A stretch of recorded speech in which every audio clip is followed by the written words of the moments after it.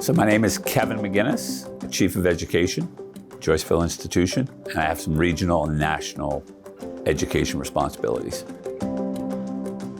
We're here at Joyceville Institution, which is a medium security facility in the Kingston area, and we have about 800 offenders on the property. Some are medium, and we have an adjacent facility, which is a minimum security. And we have a full education program. In Ontario, our student success strategy has been very successful in the community. So we're getting more folks within corrections that actually have diplomas. But the folks that do not have diplomas often have learning challenges, whether it's a full-fledged learning disability or just a learning challenge of some description. And that's where we've adapted our programming. We have a much more robust digital literacy program, and we're, of course, using the scanning pen to assist and support our low literacy learners. Our initial approval, because again, it's a fancy looking gadget that looks like a high-tech piece of technology. Again, in the correctional environment, internet, we don't like that. We don't like cell phones. We don't like all that stuff in the hands of our offenders. That's part of what we're trying to do. We disconnect from a cybersecurity perspective. The one thing we've been able to get from the scanning pen company, a secure pen, meaning there's no data storage, and we've been able to get through some of our security hurdles to bring this into the institution.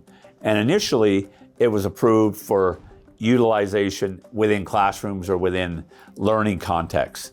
So I, as the facilitator, give it to the learner. He uses it, gives it back to me before he goes back to his cell. That was the initial introduction of the pen implementation strategy. So we used it for about a year in most of our facilities in corrections. And now, site by site, we're getting approval for in-cell use. And that's a game changer. One of our guys recently who was using the pen both in education and in his correctional program.